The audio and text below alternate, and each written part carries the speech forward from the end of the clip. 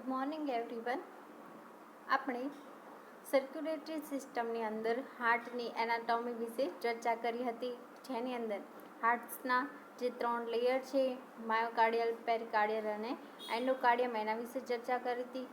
હાર્ટની અંદર કયા કયા વાલ્વ આવેલા છે એના વિશે ચર્ચા કરી હતી, બરાબર.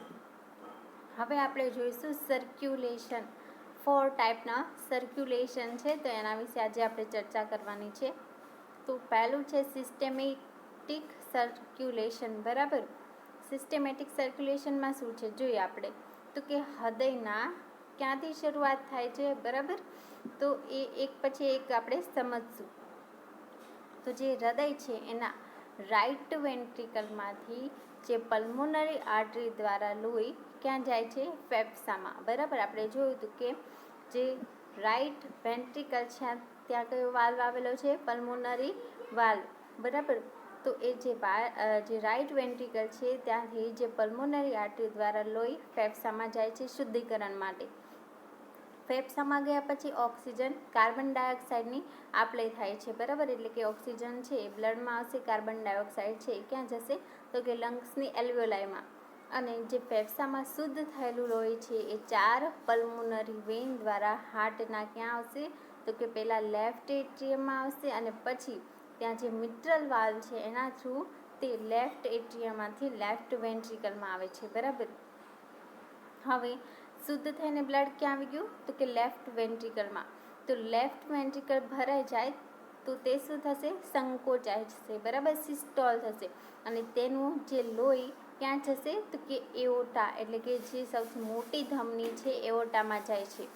આ એઓર્ટા દ્વારા લોહી ક્યાં જશે, તો કે શરીરની અંદર, અને આખા શરીરને ઓક્સિજન પૂરો પાડે છે. અને દરેક અવયવના જે સેલ છે, ટીશ્યુ છે, એમાંથી જે કાર્બન ડાયોક્સાઇડ લઈને જે સુપિરિયર વેના કહેવા અને ઇન્ફિરિયર વેના કહેવા, બરાબર. આની બેન આપણે ચર્ચા કરી હતી. સુપિરિયર વેના કહેવા છે ક્યાંથી લાવે છે બ્લડ, તો કે હેડ છે, આપણું જે નેક છે અને જે હેન્ડ છે, બરાબર. તો ત્યાંથી સુપિરિયર વેના કહેવા અને ઇન્ફિરિયર વેના ક્યાંથી બ્લડ લાવશે, તો કે જે ટ્રંક છે અને લોઅર લિમ્સ છે ત્યાંથી આ જે લોહી છે એ હાર્ટના રાઈટ એટ્રિયમની અંદર આવે છે. ત્યારબાદ તે એટ્રિયમમાંથી ક્યાં જશે, તો કે રાઈટ વેન્ટ્રિકલમાં. રાઈટ વેન્ટ્રિકલમાંથી પાછું ક્યાં જશે, તો કે પલ્મોનરી આર્ટરી દ્વારા ફરી ફેફસામાં જાય છે. ફરી ત્યાં શુદ્ધિકરણ થશે અને એ મુજબ ફરી પાછું બોડીની અંદર જશે, બરાબર. તો આ જે પ્રક્રિયા છે કેવું છે, સિસ્ટેમેટિક સર્ક્યુલેશન છે, બરાબર. કારણ કે આખી જે સિસ્ટમ છે એને બ્લડ સપ્લાય થાય છે. સેકન્ડ શું છે, પલ્મોનરી સર્ક્યુલેશન, બરાબર. તો જે સુપિરિયર વેના કહેવા અને જે ઇન્ફિરિયર વેના કહેવા દ્વારા જે લોહી હાર્ટના ક્યાં જાય છે, તો કે રાઈટ એટ્રિયમમાંથી રાઈટ વેન્ટ્રિકલમાં, બરાબર. ત્યારે જે પલ્મોનરી આર્ટરી દ્વારા બંને ફેફસાની અંદર આ જે અશુદ્ધ લોહી જાય છે, બરાબર. રાઈટ પલ્મોનરી આર્ટરી ક્યાં લઈ જશે, રાઈટ લંગમાં, લેફ્ટ લંગ્સની અંદર જે અશુદ્ધ બ્લડ છે ત્યાં લઈ જશે. ફેફસામાંથી અંદર ગયા પછી પલ્મોનરી આર્ટરી ખૂબ નાની કેપિલરીમાં ફેરવાઈ જાય છે અને સેલમાં ઉપર વીંટળાઈ જાય છે, બરાબર. આપણે જોયું હતું જ્યારે રેસ્પિરેટરી સિસ્ટમ ભણ્યા ત્યારે, તો કે એલ્વિલાઈ ઉપર જે આર્ટરી છે એનું નાનું ઝાડું બની જશે, બરાબર. તો જે એડ સેલની અંદર જે ઓક્સિજન હોય છે, એટલે કે જે એલ્વિલાઈની અંદર જે ઓક્સિજન હોય છે કે કેપિલરીની અંદર જે કાર્બન ડાયોક્સાઇડ હોય છે, તો એ એર સેલમાંથી જે ઓક્સિજન છે ક્યાં જશે, તો કે કેપિલરીની અંદર. અને જે કેપિલરીમાંનો જે કાર્બન ડાયોક્સાઇડ એ ક્યાં જશે, એર સેલની અંદર, બરાબર. એટલે જ્યારે બી તમે ઉચ્છ્વાસ કરશો એટલે એ કાર્બન ડાયોક્સાઇડ બહાર જતો રહેશે, બરાબર. તો આમ હવામાંના જે ઓક્સિજન છે એની આ પ્રમાણે આપ-લે થાય છે. તો કેપિલરી ભેગી મળીને વેઇન બને છે અને ફેફસામાંથી 4 પલ્મોનરી વેઇન છે એ શુદ્ધ લોહી લઈને ક્યાં જશે, લેફ્ટ એટ્રિયામાં. લેફ્ટ એટ્રિયામાંથી ક્યાં જશે, લેફ્ટ વેન્ટ્રિકલમાં, બરાબર. અને પછી આખા શરીરની તરફથી જે એઓર્ટા દ્વારા બ્લડ મળશે. અને આ જે સર્ક્યુલેશન છે એને શું કહેવાય, પલ્મોનરી સર્ક્યુલેશન, બરાબર. કે જે લંગ્સની અંદર ઓક્સિજનની આપ-લે થાય છે, બરાબર. તો એ સર્ક્યુલેશન શું છે, પલ્મોનરી. જ્યારે હાર્ટમાંથી બોડીને સપ્લાય મળે છે એ કયું સર્ક્યુલેશન છે? તો કે સિસ્ટેમેટિક સર્ક્યુલેશન. હવે આપણે જોઈએ પોર્ટલ સર્ક્યુલેશન શું છે, બરાબર. જ્યારે ડાયજેસ્ટિવ સિસ્ટમ ભણીશું ત્યારે એનું આપણે વિસ્તૃતમાં જોઈશું.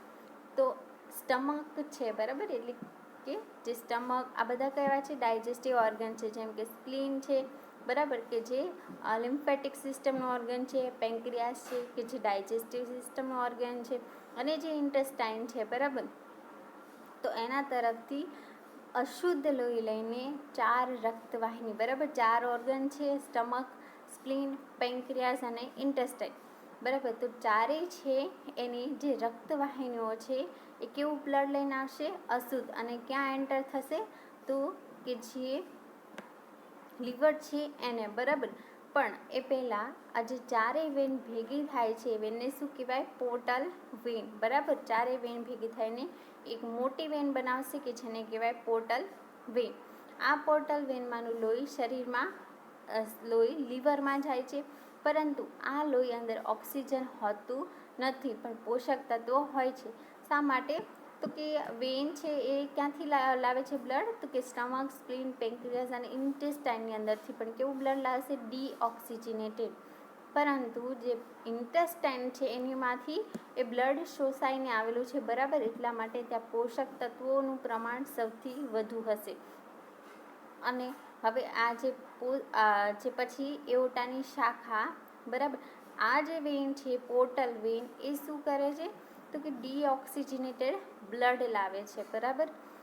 જ્યારે લીવરને ઓક્સિજનેટેડ બ્લડ સપ્લાય કરવા માટે એઓર્ટાની જે શાખા છે જેને કહેવાય હિપેટિક આર્ટરી, બરાબર, એના થ્રુ એને શું મળે છે? ઓક્સિજનવાળું શુદ્ધ લોહી લઈને શું થાય છે? લીવરમાં પ્રવેશે છે, બરાબર. તો આપણે અહીંયા યાદ રાખીશું કે લીવરની અંદર ટોટલ 2, બરાબર, એક આર્ટરી અને એક વેઇન એન્ટર થાય છે, બરાબર. જે આર્ટરી એન્ટર થાય છે એ શું છે? હિપેટિક આર્ટરી, બરાબર, કે જે એઓર્ટાની એક બ્રાન્ચ છે અને એ બ્લડ કેવું લઈને આવે છે? ઓક્સિજનેટેડ, બરાબર. જ્યારે પોર્ટલ વેઇન છે એની અંદર કેવું બ્લડ છે? ડીઓક્સિજનેટેડ બટ હાઈ ન્યુટ્રિશન, બરાબર. ન્યુટ્રિશન લેવલ કેવું હશે? અંદર પોષક તત્વો કેવા હશે? વધારે હશે, બરાબર.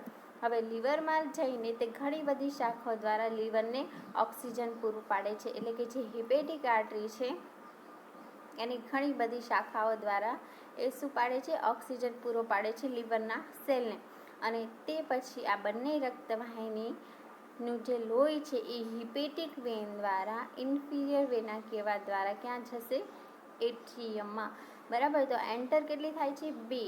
એક છે પોર્ટલ વેન અને બીજું શું છે? તો કે હિપેટિક આર્ટરી. અને બંને એનાસ્ટોમોસિસ થઈને બહાર કઈ આવશે? તો કે હિપેટિક વેન.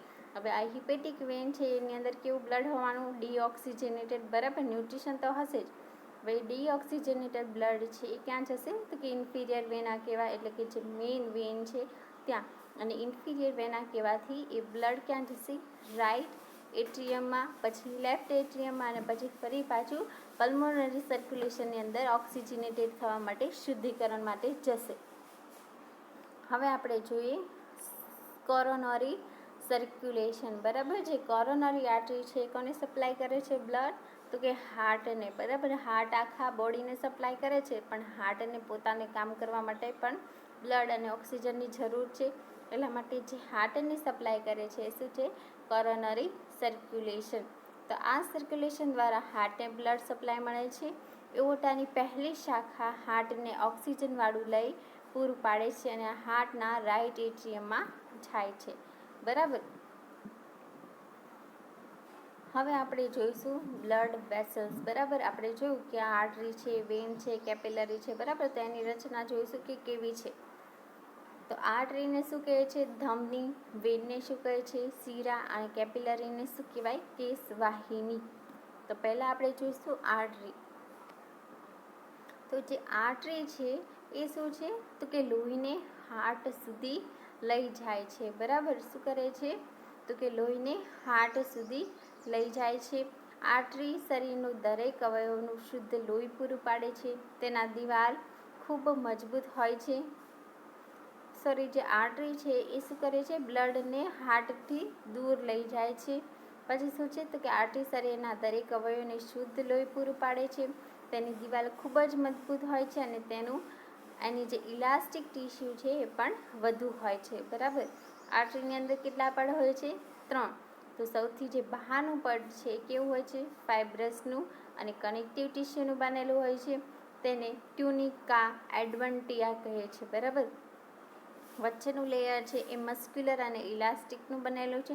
તેને શું કહેવાય? મીડિયલ છે, એટલે ટ્યુનિકા મીડિયા.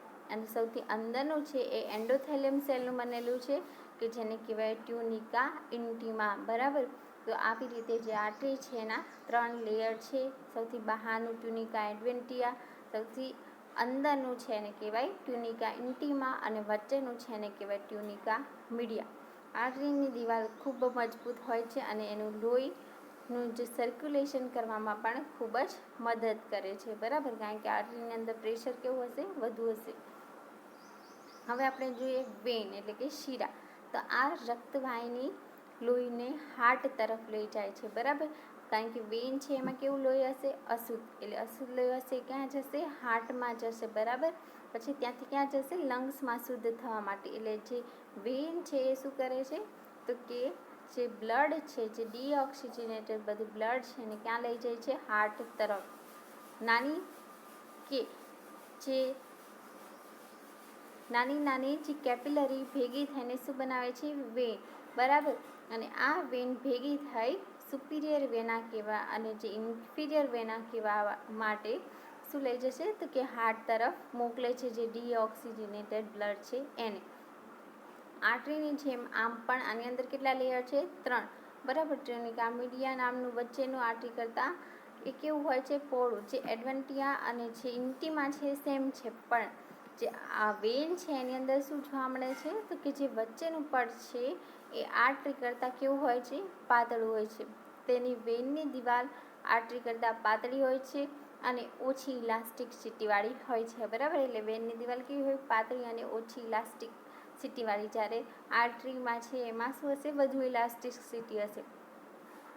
જેથી લોહી ઉપરથી નીચેની દિવાલમાં શું જોવા મળે છે? વાલ બાજુ એ આવે છે, જે તરફ ખુલતા હોય છે, જેના કારણે વેનમાં જઈને પાછું આવી શકતું નથી. એટલે એ લાઇનમાં એવું કહેવા માંગે છે કે જે વેન છે ને એની અંદર શું આવેલા હોય છે? વાલ્વ આવેલા હોય છે. બરાબર. આર્ટરીની અંદર વાલ્વ જોવા મળતા નથી. વેનની અંદર કેવા હોય છે? વાલ્વ હોય છે. અને એ કઈ દિશા તરફ ખુલતા હોય છે તો કે હાર્ટની તરફ. જેમ કે લોઅર લિમ્બમાં છે તે વેન જે વાલ્વ છે એ ઓપન કઈ બાજુ થશે તો કે હાર્ટ સાઈડ. બરાબર.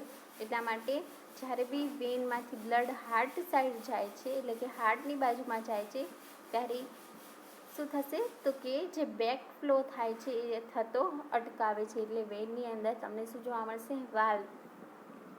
હવે છે કેપિલરી. બરાબર. તો આ રક્તવાહિનીઓ ખૂબ નાની અને કેવી હોય છે? પાતળી હોય છે અને એને આપણે માઇક્રોસ્કોપીથી જોઈ શકીએ છીએ. બરાબર.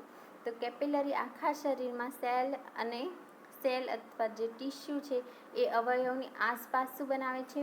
જાળું બનાવે છે અને એકબીજા સાથે જોડાઈને શું બને છે? વેન. બરાબર. એટલે પહેલાં શું હશે તો કે આર્ટરી ઓક્સિજનેટેડ બ્લડ સપ્લાય કરશે. બરાબર. હવે જે પણ ઓર્ગન પાસે આર્ટરી આવે છે ત્યાં શું થશે? કેપિલરીમાં ડિવાઈડ થઈ જશે. બરાબર. પછી શું થશે કે જે પણ ન્યુટ્રિશન છે, કાર્બન ડાયોક્સાઇડ છે એની આપ લે થશે અને પછી બધી પાછી નાની નાની જે શાખા એટલે કે જે કેપિલરી હતી એ ભેગી થઈને શું બનાવશે? વેન. અને આ જે વેન છે એની અંદર શું હશે તો કે ડીઓક્સિજનેટેડ બ્લડ.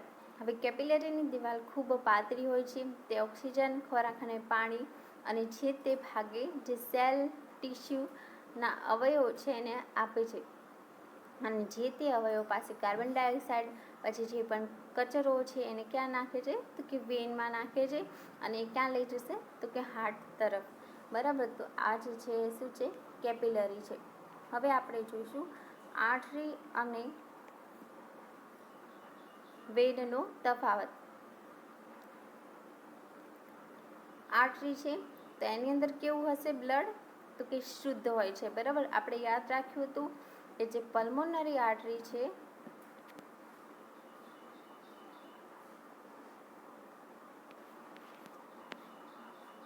આપણે જોયું હતું કે જે પલ્મોનરી આર્ટરી છે એની અંદર કેવું બ્લડ હોય છે, અશુદ્ધ, બરાબર.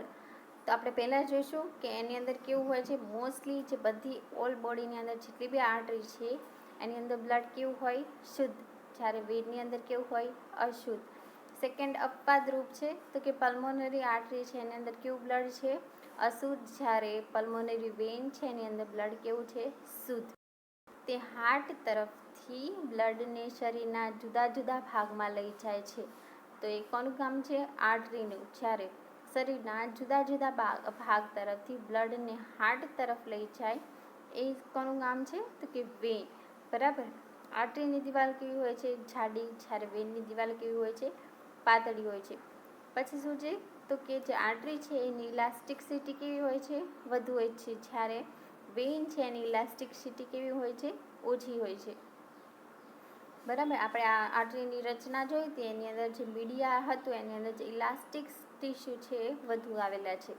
પછી શું છે તો કે એઓર્ટા એ સૌથી મોટી આર્ટરી છે, જ્યારે ઇન્ફિરિયર વેના કહેવાય અને સુપિરિયર વેના કહેવાય એ સૌથી મોટી વેન છે, બરાબર. તો આપણા જે એઓર્ટા અને જે ઇન્ફિરિયર વેના કહેવાય અને સુપિરિયર વેના કહેવાય એ શું છે, આર્ટરી અને વેન જ છે, પણ કેવા છે, મોટી સાઈડના છે, સૌથી મોટા છે બોડીની અંદર. પછી શું છે તો કે આનું બ્લડ ચળકતા લાલ રંગનું હોય છે, કારણ કે આર્ટરીની અંદર બ્લડ કેવું હોય, ઓક્સિજનેટેડ, એટલે એકદમ લાઇટ કલરનું હશે, જ્યારે વેનની અંદર શું હશે, કાર્બન ડાયોક્સાઇડ ભરેલો હશે, બરાબર. એટલે બ્લડ કેવું દેખાશે, ડાર્ક કલરનું. પછી શું છે તો કે એમાં વાલ્વ હોતા નથી. આપણે પહેલાં જ કીધું કે આર્ટરીની અંદર વાલ્વ જોવા મળતા નથી, કારણ કે શું છે, એ ગ્રેવિટી જે પ્રમાણે છે એવી જ રીતે એનું સર્ક્યુલેશન થવાનું છે, એટલે કે હાર્ટમાંથી ક્યાં જશે, નીચેના પાર્ટમાં જ બધું બ્લડ જવાનું છે, એટલા માટે એમાં કોઈ વાલ્વની જરૂર નથી. જ્યારે વેન છે એમાં શું જોવા મળે છે, વાલ્વ જોવા મળશે, કારણ કે એ શું છે, ગ્રેવિટીની વિરુદ્ધ દિશામાં જશે, કારણ કે ઉપરથી કઈ રીતે બ્લડ જશે તો કે હાર્ટ તરફ જાય છે, બરાબર. એટલા માટે શું થાય, બેક ફ્લો થવાના ચાન્સીસ છે, એટલા માટે વેનની અંદર શું છે, વાલ્વ આવેલા છે. થર્ડ શું છે, 9th નંબરમાં શું છે તો કે આમાં જે આર્ટરી છે એમાં બ્લડ કેવું હોય છે, ફોર્સથી વહે છે, બરાબર. જ્યારે વેન છે એમાં બ્લડ કેવું હોય છે, ધીમું હોય છે, એની અંદર પ્રેશર કેવું જોવા મળશે, ઓછું જોવા મળશે, બરાબર. તો આ જે છે સર્ક્યુલેટરી સિસ્ટમ છે કે જેમાં આપણે કેટલા પ્રકારના સર્ક્યુલેશન, ટોટલ 4 પ્રકારના સર્ક્યુલેશન જોયા, બરાબર. Systematic circulation, pulmonary circulation, coronary circulation અને જે પોર્ટલ સર્ક્યુલેશન છે, બરાબર. પ્લસ આપણે શું જોયું તો કે કેપિલરી કઈ રીતના બનેલી છે, વેન અને આર્ટરીની અંદર કયા કયા લેયરો આવેલા છે, કેવા પ્રકારનું બ્લડ હોય છે, બરાબર. પછી આપણે એ બંનેનો ડિફરન્સ જોયો, આર્ટરી અને વેનનો, બરાબર. Thank you.